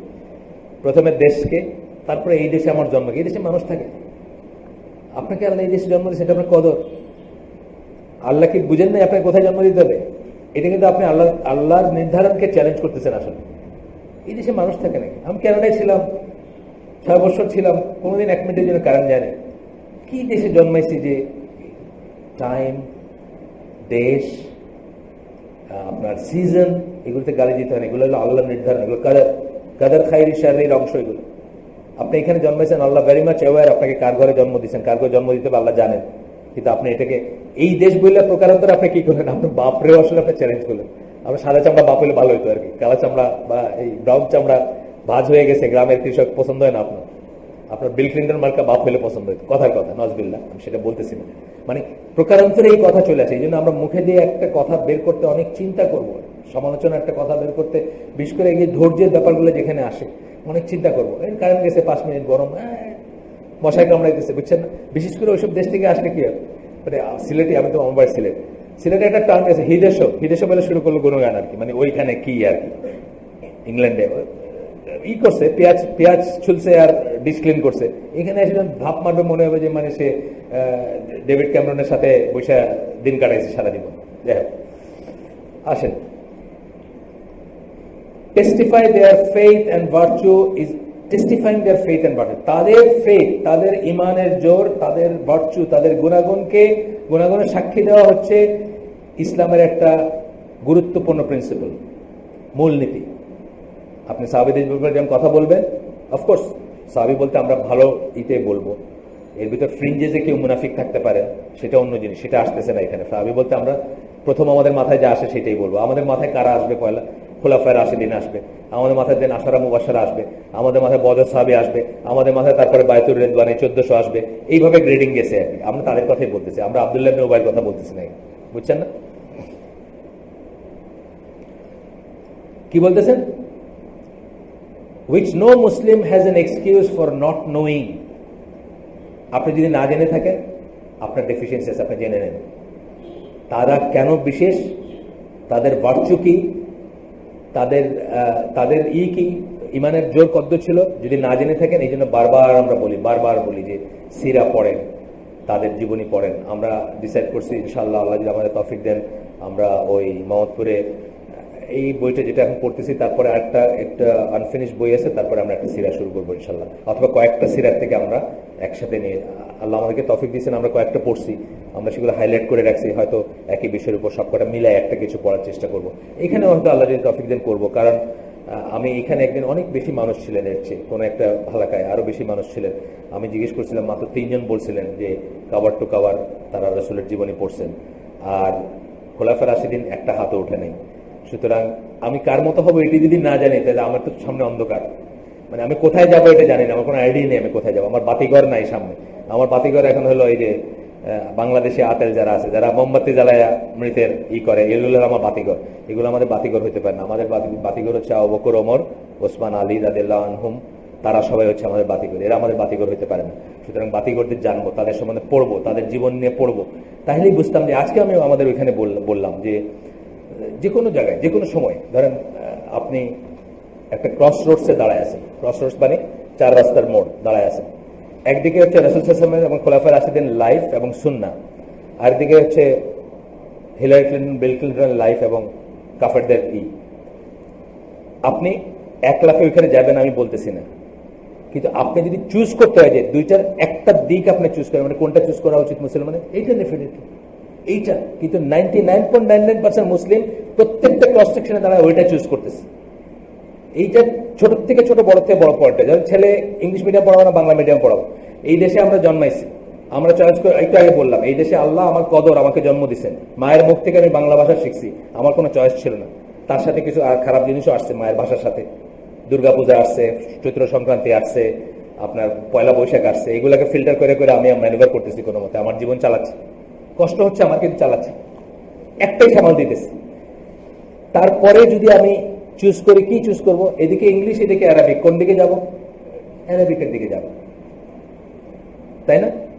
কিন্তু আমি যদি ইংলিশের দিকে যাই, আমি সাথে সাথে কি আরো নতুন কিছু উৎপাদ আমদানি করলাম, হ্যালোউইন আমদানি করলাম, 31st আমদানি করলাম, থ্যাঙ্কস গিভিং আমদানি করলাম, আপনার 25-এর ক্রিসমাস আমদানি করলাম, সান্তা আমদানি করলাম, ফাদার্স ডে আমদানি করলাম, মাদার্স ডে আমদানি করলাম। এখন তো মাশাআল্লাহ মুসলিম পেপারে, ইসলামিক পেপারগুলোতেও মাদার্স ডে ফাদার্স ডে নিয়ে লেখালেখি হয়, ইসলামিক সকল ইসলামিক ব্লগেও মাদার্স ডে ফাদার্স ডে লেখালেখি হয়। কোথেকে আসতেছে এগুলো বলেন? তাহলে প্রত্যেকটা, আমি আজকে ওখানে উদাহরণ দিতেছিলাম যে ধরেন আমাকে আল্লাহ বা আপনাদের কাউকে আল্লাহ তৌফিক দিচ্ছেন, আপনি একটা ফ্ল্যাট কেনার পয়সা হয়েছে আপনার 1400 স্কোয়ার ফিটের ফ্ল্যাট, এই ফ্ল্যাটে আপনার মাস্টার বেডরুম যেটা আপনি থাকবেন, ওইটার বেডরুমটা 50 স্কোয়ার ফিট ছোট হবে। কেন ছোট হবে? ওইখানে পায়খানা আর গোসলখানাকে আলাদা করছে এই ডেভেলপার। আপনার বেডরুমটা 50 স্কোয়ার ফিট বেশি হবে, কিন্তু পায়খানা আর গোসলখানা একসাথে। এজ এ মুসলিম এই ছোট্ট কাজটাতে আপনার চুজ করার ব্যাপার আছে। আপনি টুয়ার্ডস সুন্নাহটা চুজ করবেন, যেখানে পায়খানা আর গোসলখানাটা আলাদা। কারণ এই যে ফ্ল্যাটটা আপনি কিনলেন, এটা আপনার পরে আপনার ছেলে, পসিবলি আপনার নাতিও হয়তো ভোগ করতে পারে, আল্লাহ যদি বাঁচায় রাখেন, লিনিয়ে যদি করেন। সারা জীবনের জন্য সে অজু 2টা সুন্নাহ করতে পারবে না। অজু করার সময় বিসমিল্লাহ বলে অজু করতে পারবে না, সে পায়খানার ভিতরে আছে। আর অজু শেষে শাহাদা পড়তে পারবে না, কারণ সে পায়খানার ভিতরে আছে। আপনার কি এইটা, আপনি কি সুন্নাহর দিকে গেলেন না সুন্নাহ থেকে সরে গেলেন, দিন থেকে সরে গেলেন ছোট্ট এই কাজটার ভিতরে? আমি বলতেছি না ফ্ল্যাটে থাকাটা কোনো ইসলামী ব্যাপার, ফ্ল্যাটে থাকাটা সেলফ অন ইসলামিক অনেক কারণে, সেটা অন্য ব্যাপার। কিন্তু যখন ইউ মাস্ট চুজ, যে আর কোনো উপায় নেই, একটা ফ্ল্যাটই কিনতে হবে আপনাকে, আপনি আপনার বাড়িতে যাওয়ার, আপনার বাড়ি সব পদ্মার চরে, মানে কি বলে মেঘনার চরে, চাঁদপুরে ভাইচে গেছে, আপনার কোনো বাড়ি নাই, ঢাকা শহরে আপনার কোনো জায়গা নাই, সারা জীবনের ইনকাম দিয়ে আপনি একটা ফ্ল্যাট কিনতে যাচ্ছেন, ওইখানে কিন্তু আপনার একটা চয়েস আছে। এই ফ্ল্যাট ইটসেলফ কোনো ইসলামী সুন্নাহ বলতেছি না, কিন্তু এই ছোট্ট জিনিসের ভিতরে আপনার চয়েস আছে। একটা হলো আপনার টুয়ার্ডস কুফর, আরটা হচ্ছে টুয়ার্ডস সুন্নাহ। আপনি যদি ওইখানে পায়খানা এবং গোসলখানা যেটা আলাদা কিনেন, সারা জীবন আপনি এবং আপনার ছেলে এবং আপনার নাতি অজু করার আগে বিসমিল্লাহ বলতে পারবেন এবং অজু শেষে শাহাদা পড়তে পারবেন, ওইখানে আপনি পারবেন না পড়তে। এইভাবে জীবনের প্রত্যেকটা ক্রস সেকশনে দাঁড়ায় আপনার কিন্তু চুজ করার ব্যাপার আছে। আপনি কি সুন্নাহর দিকে যাইতে চান না অ্যাওয়ে ফ্রম সুন্নাহ যাবেন? বুঝছেন না? আপনি একবারে রাসূল সাল্লাল্লাহু আলাইহি ওয়াসাল্লামের লাইফে আপনার লাইফ চলে যাবে না, একবারে ওমর রাদিয়াল্লাহু মতো হয়ে যেতে পারবে না, বাট অন্তত আমার গতি যেটা ওই দিকে নিতে পারি চুজ করার সময়। না, আমরা তো সবাই এদিকে নিচ্ছি, সবাই আমেরিকায় যেতে চায়, সবাই কানাডায় যেতে চায়, সবাই ইংলিশ মিডিয়াম স্কুল পড়াতে চায়, সবাই টাই স্যুট পড়াইতে চায়। বুঝছেন না? প্রত্যেকটা জিনিসের সুন্নাহর চয়েস আছে। কি পড়লেন, কি খাইলেন, কিভাবে খাইলেন, কোথায় থাকলেন, এই যে বললাম একটা ফ্ল্যাট কিনতে যাচ্ছেন, জাস্ট বাথরুমটা কিভাবে বানাইছে এটার ভিতরে সুন্নাহর চয়েস আছে।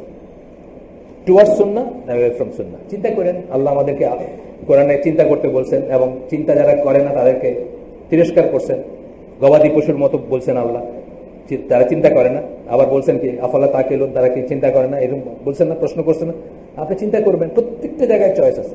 প্রত্যেকটা অ্যাকশনে দেখবেন এই অ্যাকশনটাকে আমাকে ক্লোজার টু সুন্নাহ নিচ্ছে নাকি ক্লোজার টু কুফর নিচ্ছে, ক্লোজার টু ইহুদি নাসারা নিচ্ছে না ক্লোজার টু মুসলিম নিচ্ছে, এটা আপনার চিন্তার ব্যাপার আছে। প্রত্যেকটা অ্যাকশন, একটা স্কুল চুজ করবেন, একটা কলেজ চুজ করবেন, একটা বাসা চুজ করবেন, একটা ট্রিপ চুজ করবেন, একটা জায়গা চুজ করবেন। মানুষের পাগল কক্সবাজার যাওয়ার জন্য। কক্সবাজারে কি হয় আপনারা জানেন না? আপনি জানেন না? এখানে কে আছেন কক্সবাজারে কি হয় জানেন না? আমাকে আর্মির এক দিনী ভাই, একদিন আমার দিনী ভাই আর্মির লেফটেন্যান্ট কর্নেল, উনি একটা এক্সারসাইজে ওই যে আলী কদমের মুখে ওইখানে ওই কক্সবাজার থেকে 1 ঘন্টা দূরে আর ইনানি একটা রেস্টুরেন্ট আছে, তারপরে আলী কদমের মোড়, ওইখানে এক্সারসাইজ হচ্ছে। উনি অবজারভারদের পোস্ট যখন গোটাচ্ছে তখন উনি আর ওই দিন আসতে পারেন না, ওনাকে গিয়ে 1 ঘন্টা দূরে কক্সবাজারে গিয়ে হোটেলে থাকতেছে। উনি আমার ফোন করলেন, স্যার দেশটা কি হয়ে গেছে, কোন দিক দিয়ে হইলো এটা? আমরা কেন? সব ইন্টারমিডিয়েট লেভেলের, ইন্ডাস্ট্রিয়াল লেভেলের ছেলেমেয়েরা আসতেছে, আইসা হোটেলে চেক ইন করছে, কেউ জিজ্ঞেস করতেছে না ভাই আপনার কারা, আপনার কি হাজবেন্ড ওয়াইফ, আপনি এখানে কেন আসছেন? আপনার ছেলে মেয়েও থাকতে পারে ওখানে, আমরা পাস দিতেছে, ওখানে লিখতেছে চিটাগাং ইউনিভার্সিটিতে, আব্বা আমি প্রত্যেক সেমিস্টারে এ পাইয়া যাইতেছি, আপনি খুশি খুব, আপনার মেয়ে যে ওইখানে গিয়ে চেক ইন করছে আপনি জানেন না। এরকম হচ্ছে না? হাজার হাজার হচ্ছে কেস, হাজার কেস হচ্ছে, কত লেখালেখি উঠে জানি। উই আর অল, আমরা যখন একটা হলিডে, ঠিক আছে হলিডে যাওয়া আমি বলতেছি না, একটা অবকাশে যাবেন, ফ্যামিলি নিয়ে যাবেন, আমরা এমন একটা চুজ করতে পারতাম না? কক্সবাজার চুজ না করে আমি ধরেন ফর এক্সাম্পল এই যে রাজেন্দ্রপুরের এখানে আমি চুজ করলাম যে আমি কোনো রিসোর্টে যাব না, আমি আমার একটা জায়গায় নাইমা আমার বউ বাচ্চা নিয়ে জঙ্গলে একটা হাইটে বেড়াবো, পারতাম না আমরা? আরো অনেক জায়গা আছে না যে জায়গা এখনো মানে দূষিত হয় নাই, কোট আনকোট দূষিত হয় নাই, মদ মেয়ে মানুষ ডিস্কো নাচ পার্টি যায় না, এরকম জায়গা আছে না? কি করে আমি দুটো, প্রত্যেকটা স্টেপে আপনার ইসের ব্যাপার আছে যে আপনি কি সুন্নার থেকে সরলেন, কুফরের দিকে গেলেন, ফাহিশার দিকে গেলেন, না সুন্নার দিকে গেলেন, আপনি এক স্টেপ, এটা আপনার চয়েস আছে। এই চয়েসের জন্য আপনি আল্লাহর কাছে জবাবদিহি করবেন। আসেন এরপরে আমরা দেখি আল্লাহ রাসূল সাল্লাল্লাহু আলাইহি ওয়াসাল্লাম কি বলতেছেন, সাহাবীদের ব্যাপারে বলতেছেন। কঠিন কথা, কিন্তু আমাদের দেশে অনেকে মুআবিয়া রাদিয়াল্লাহু আনহু সমালোচনা করে, কঠিন সমালোচনা করে অনেকে করে। আমরা তার জীবনী পড়ি নাই, রাসূল সাল্লাল্লাহু আলাইহি ওয়াসাল্লাম তার জন্য স্পেশালি দোয়া করে গেছেন, আর উনি কোরআনের স্ক্রাইব ছিলেন। রাসূল সাল্লাল্লাহু আলাইহি ওয়াসাল্লাম মুখ থেকে কোরআনের লিখে নিয়েছেন। উনি রাসূল সাল্লাল্লাহু আলাইহি ওয়াসাল্লাম আত্মীয় ছিলেন, বউয়ের ভাই ছিলেন, অনেক কিছু আমরা পড়ি না এগুলো। আচ্ছা, fear Allah with regard to my companions, আমার সাহাবীদের ব্যাপারে আল্লাহকে ভয় করো, আমার সাহাবীর ব্যাপারে, অর্থাৎ উল্টাপাল্টা করার আগে চিন্তা করো। সুনান তিরমিজির হাদিস, আলবানের মতো সহিহ, যেটা পড়তেছে এখন, do not make them target after I am gone. আমার মৃত্যুর পরে তাদেরকে টার্গেট বানানো, সমালোচনার টার্গেট, গালিগালাজের টার্গেট, শিয়ারা যেটা করে আর কি, সমালোচনার টার্গেট, হত্যার টার্গেট, গালিগালাজের টার্গেট, ইত্যাদি ইত্যাদি, অনওয়ার্ড, মানে আমার মৃত্যুর পরে, মানে সেই সময় থেকে এখন পর্যন্ত এটা valid. He who loves them does so from love of me. যে তাদেরকে ভালোবাসে সেটা এই জন্যই ভালোবাসে, আমার ভালোবাসার জন্য তাদেরকে ভালোবাসে, আমাকে ভালোবাসে বলে তাদেরকে ভালোবাসে, যেহেতু আমি তাদেরকে ভালোবাসি সেই জন্য ভালোবাসে। And who hates them does so from hatred of me. অনেক বড় কথা, নাউজুবিল্লাহ। এই কথা বললে আমরা কিন্তু রসুল প্রেম দেখাইতে পারবো না। শিয়ারা বলে যে তারা একেবারে রসুলের লিগে শেষ, প্রেম করলে তারাই রসুলের প্রেম, বুঝছেন? আমাদের এখানে দেখেন না, গান গায়ে প্রেম করে, প্রেম করেছে ইউসুফ নবী তার প্রেমে জুলেখা বেবি, মানে গানের ভিতরে সবই বাদল। আমার ওই অ্যাপার্টমেন্ট গুলোতে আশেপাশে যাই তো, ফজরে যখন নামাজে যাই, ওয়াজ শুনতেছে, যুক্তিবাদীর ওয়াজ শুনতেছে, ওয়াজ শুনে মনে করছে ফজর নামাজ এক্সামটেড, বুঝছেন না? গার্ড ফাটেরা আর ওয়াজ শুনে তো ফজর নামাজ এক্সামটেড হবে না। সারা দুনিয়ার সব ওয়াজ একত্রিত করে সারা জীবন শুনলেও একত্র সালাত কম্পেনসেটেড হবে না, বুঝতে হবে এটা। যে তাদেরকে ঘৃণা করে সে আমাকে, আমার প্রতি যে তাদের ঘৃণা সেটার জন্য করে ঘৃণা। এটা শুধু কাফের মুশরিকই করতে পারে, কোন মুসলিম করতে পারে। হি হু অফেন্ডস দেম হ্যাজ অফেন্ডেড মি। যে তাদেরকে অপমান করলো সে আমাকে অপমান করলো, একদম ডিরেক্ট কথা। হি হু অফেন্ডস মি হ্যাজ অফেন্ডেড আল্লাহ। আর যে আমাকে চেইন দিয়ে দিচ্ছেন, ইসনাত, যে আমাকে অফেন্ড করে সে আল্লাহকে অফেন্ড করছে অলরেডি, আমাকে যে অপমান করে সে আল্লাহকে অপমান করছে। And he who offends Allah will soon be punished by him. আর আল্লাহকে যে অফেন্ড করবে তার জন্য সুন, শীঘ্রই, সহসাই তার আল্লাহ তাকে পানিশ করবেন, তাকে শাস্তি দেবেন। আমরা আসলে পড়ি না, চিন্তা করি না। ক্যাটেল, গবাদি পশু বলছেন না আল্লাহ, আমরা গবাদি পশুর মতো চলি। এই একটা হাদিস পড়লে কোনো একজন মানুষের মুখ দিয়ে যত খারাপ লাগুক তার মুখ দিয়ে কোনোদিন সাহাবীর সমালোচনা বাইরে পারে। গালি দেওয়া তো পরের কথা, কাফের বলা তো পরের কথা। এবং দেখেন এখানে একদিকে শিয়ারা করছে, একদিকে খারেজিরা করছে। খারেজিরা আলাদা কাফের বলছে, আপনার ইবনে আব্বাসকে কাফের বলছে, মেসিম সাহাবী অনেককে বলছে। এভরিওয়ান হু স, এখন বলতেছেন সাহাবী কারা? আমরা আগে বলছি এখানে যে আল্লাহ রাসূলকে দেখছে বলতে তার প্রেজেন্সে থাকছে। যদি ব্লাইন্ড হয় তাহলে প্রেজেন্সে থাকে না, চোখে দেখতে হবে এমন কথা নাই, তার প্রেজেন্সে থাকছে এবং ইমানের সাথে মারা গেছে। এই দুটো হলো ক্রাইটেরিয়া সাহাবী। এবারের সাথে মারা না গেলে কিন্তু সাহাবী না। এরকম অনেক আছে যে আল্লাহ রাসূলকে দেখছে কিন্তু ইমান নসিব হয় না, সে সাহাবী না। দেখছে বা একবার ইমান আনছে আইনা আবার কাফের হয়েছে, এরকম আছে। No one among the Sahaba who gave their bayah beneath the tree, বাইতুর রিদওয়ানের কথা বলতেছেন এখন সাহাবী, ওই যে এসে হুদাইবিয়ার সন্ধির সময় যারা তাকে বায়াত দিচ্ছেন, will enter hell, একজনও জাহান্নামে যাবেন না।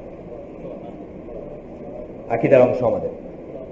আর শিয়ারা কি বলতেছে? 5 জন ছাড়া সবাই কাফের। এদের সাথে কি আমাদের কিছু হয়? আমরা কিছু করতে পারি? আমাদের কোনো মোকাবেলা হতে পারে? প্রশ্নের ওঠে না। Rather Allah is pleased with them and they are pleased with him, যেটা আয়াতে বলছেন। আল্লাহ, বরং আল্লাহ তাদের ব্যাপারে সন্তুষ্ট, তারাও আল্লাহর উপর সন্তুষ্ট।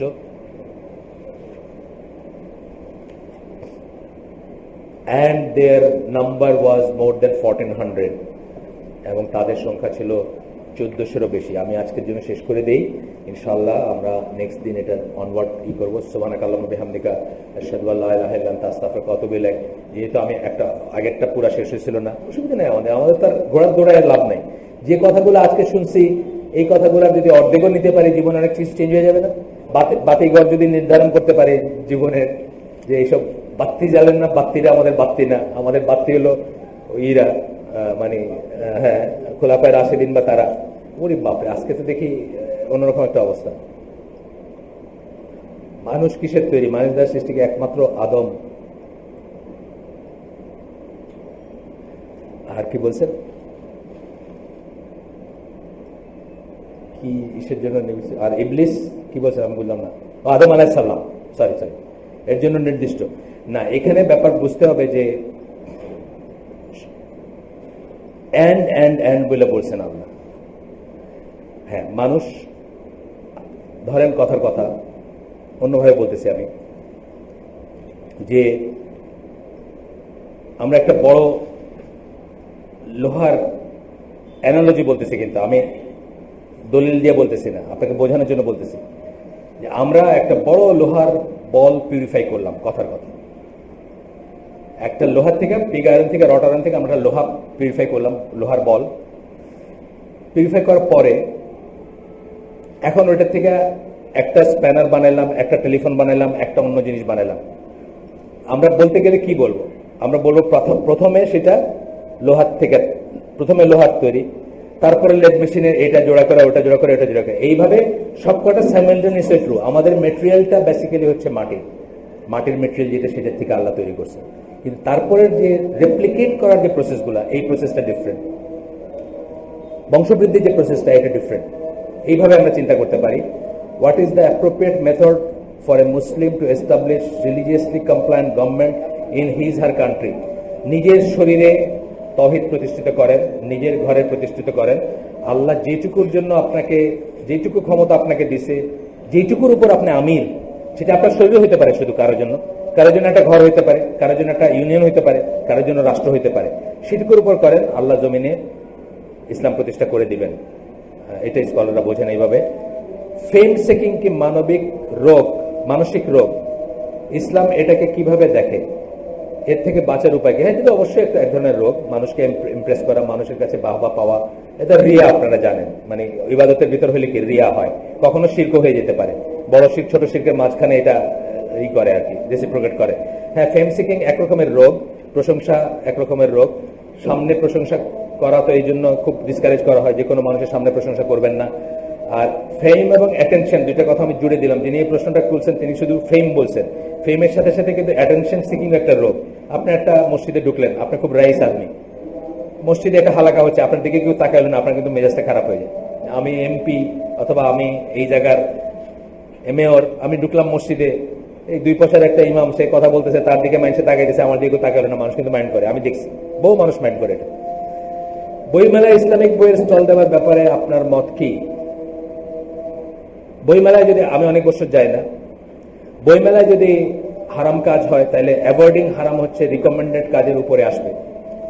যে কোনো রিকমেন্ডেড কাজ যদি হয় আর হারাম কাজ হয়, দুটার ওজন যদি হয়, হারাম অ্যাভয়েড করাটা আগে আসবে, পরে রিকমেন্ডেডটা। যদি সেখানে হারাম কাজ হয় বা হারাম পরিবেশ থাকে, তাহলে সেটা অ্যাভয়েড করাই উচিত বলে আমি মনে করি, এবং আমি এই লাইনটা ফলো করবো ইনশাআল্লাহ।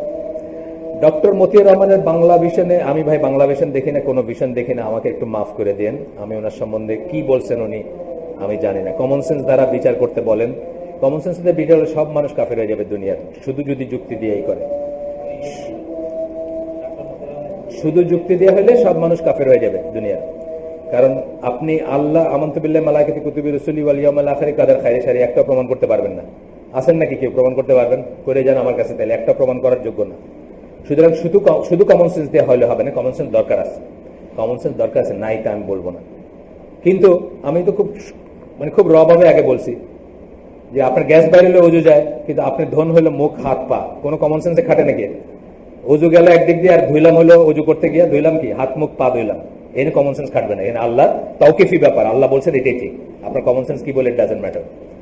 আচ্ছা, আমি জানি না উনি কি বলছেন, আমি এটা এইভাবে বললাম, ওনার এই শালাই বললাম, কারণ আমি ভাই কোনো ভীষণ দেখি না, আমার বাসায় কোনো ভীষণ নাই। আচ্ছা, আসসালামু আলাইকুম রহমতুল্লাহ বারাকাতু। অপছন্দের শাসককে জঘন্য ভাষায় কেউ গালি দিলে তার বিদার না উচিত না, শাসক অত্যাচারী হইলে উচিত না, তাদের দোয়া করবেন, ইসলাহ করবেন, দোয়া করবেন, গালি দিবেন না, কোনো মুসলিমকেই গালি দেওয়া উচিত না। আমি এটা কারেক্ট করে নিছি, আমার অপছন্দের কিছু মানুষ আছে, জীবিত মৃত, যাদেরকে আমি অনেক বাজে ভাষায় করতাম, আল্লাহর কাছে মাফ চেয়েছি। আমি পারলে এখন তাদের জন্য দোয়া করি, কারণ তারা তো মুসলিম মনে করেই মারা গেছেন, বা নিজেকে মুসলিম জেনে বা দাবি করে মারা গেছেন, অথবা বেঁচে আছেন, যাই হোক। এটা কি অ্যাটাচ বাথ, ফ্ল্যাটের অ্যাটাচ বাথ পরিষ্কার পরিচ্ছন্ন সবসময় রাখা হয়, সেক্ষেত্রে কি, হ্যাঁ, মানে পায়খানা তো হুকুমই আলাদা, পরিষ্কার পরিচ্ছন্ন রাখলেও সেটা পায়খানা। এখন কি করতে পারেন, বাইরে বিসমিল্লাহ করে ঢুকবেন আর বাইরে শাহাদা পড়বেন, আর কি করবেন, ভুল তো করেই ফেলছে। শাসক সালাত আদায় করলেই কি তার আনুগত্য? হ্যাঁ, এটা হচ্ছে লাস্টই, এইটা হচ্ছে লাস্ট আনুগত্য পদ, নিরঙ্কুশ না। তার তো বললামই আমরা যে সে যদি আপনারা বলে যে সবাই মদ খাই চলেন, নামাজ আদায় করে আবার বলে চলেন সবাই মদ খাই, তাহলে সেটা মানবেন না। কিন্তু নামাজ আদায় পর্যন্ত তার এগেন্স্টে অস্ত্র ধরা যাবে না, এটা হচ্ছে ইসের মত। কুফর বাওয়া না করলে বা স্পষ্ট কুফর না করলে, can I keep name Jibril for my pet cat? এটা তো কঠিন কঠিন একটা ফিকের ব্যাপার। বিড়ালের নাম জিব্রাইল রাখবেন কিনা, এটা আমি উত্তর দিতে পারলাম না। আমাকে জেনেই করতে হবে। এইসব লজিক দিয়ে যায় না। মানে বলছেন যে অবভিয়াসলি মাই রেসপেক্ট ফর জিবরাইল আলাইহিস সালাম ওয়ন্ট ডিক্রিজ, এতে আমার জিবরাইল আলাইহিস সালামের প্রতি যে শ্রদ্ধা আছে এটা কমবে না। Because of this I just found this name beautiful to keep it as a name for my cat. ছেলের নাম রাখেন না, ক্যাটের নাম রেখে কি করবেন? পালতেই যদি হয় মানুষের বাচ্চা পারেন। আমি অনেক সময় বলি, কত বাচ্চা পড়ে আছে না রাস্তায়, কত বাচ্চা খাবার পাচ্ছে না, ন্যাংটা ঘুরতেছে, কাপড় নাই, বৃষ্টিতে ভিজতেছে, নাকের লেটা এসে মুখ দিয়ে ডইকা ওইটা খাবার হয়ে যেতেছে, ওইগুলো একটা ওইটা সাফটাপ করে উঠায় এনে সাফটাপ করে পারেন না, তার নাম জিবরিল রাখেন। মাশাআল্লাহ, আমরা সবাই দোয়া করবো আপনার জন্য। বিড়ালের নাম জিবরিল রাখার কি দরকার, তাই না? সালাম আলাইকুম রহমতুল্লাহ বারাকাতুহু। মানুষের বাচ্চা পালেন, কচ্ছপের বাচ্চা, কুত্তার বাচ্চা, এগুলো না পেলে মানুষের বাচ্চা পালেন। এখানে পড়ে যায়, সুবিধা। হ্যাঁ, এখানে পড়ে গেলে আটটা পাবো তো।